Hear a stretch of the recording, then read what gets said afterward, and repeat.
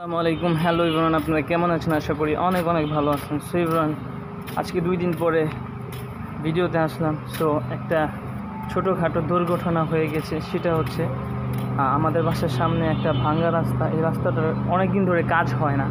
So এখানে বড় একটা ট্রাক, মানে বড় যে ট্রাকগুলা সবচেয়ে বড় বাংলাদেশে, যেগুলো ডিস্ট্রিক্টে যায়, অনেক বড় বাস, একটা বাস আপনার ফেসে গিয়েছে, আপনার এখানে আটকিয়ে গিয়েছে।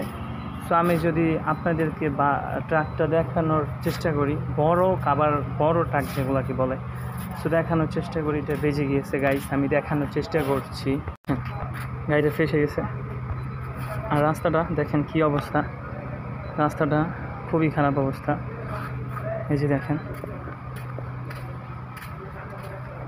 কিভাবে ফেসে গিয়েছে, দেখেন চাক্কাটার কি অবস্থা, চাক্কাটা দেখতে পাচ্ছেন পুরাই ফেসে গিয়েছে।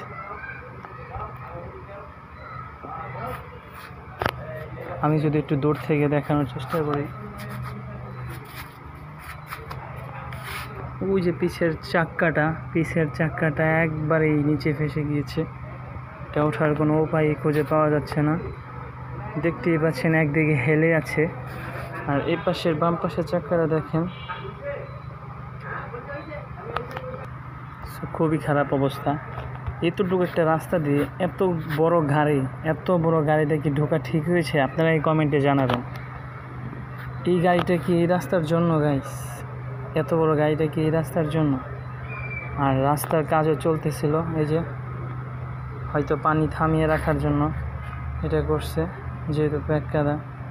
সো এত বড় গাড়িটা এই রাস্তায় ঢোকা ঠিক হয়নি।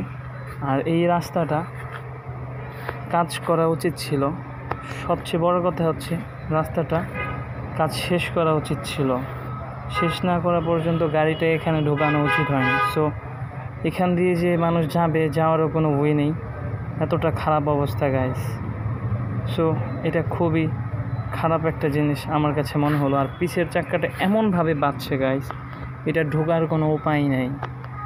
আর আপনার চাক্কাগুলা এমন জায়গায় আটকিয়ে গিয়েছে, মানে আপনার কোনো সহজে কোনো ওঠার উপায় নেই। এই পানিগুলো এখানে চাপাই দিয়েছে, কারণ যাতে পানি থাকলে তো আর সামনে টানা যাবে না, তার জন্য মানে ফাঁকা করে দিয়েছে। ওই যে একটা ছেলে দেখতে পাচ্ছেন নিচে থেকে বাইর হচ্ছে।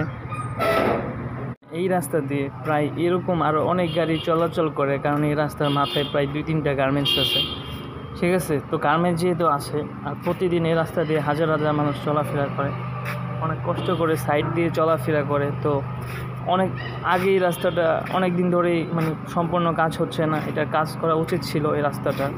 তার ফলাফল, কাজ না করার ফলাফল এই গাড়িটা। আর অনেক গাড়ি এখানে চলাফেরা করে গাইস। আমার একটা আবেদন থাকবে যাতে এই রাস্তাগুলো তাড়াতাড়ি করে ঠিক করা হয়, কারণ এটা অনেক মানুষ চলাফেরা করে আর অনেক গাড়ি চলাফেরা করে। সো আপনারা সবাই একমত কিনা কমেন্টে জানাবেন। সো আশা করি এই রাস্তাটা ঠিক হয়ে যাবে।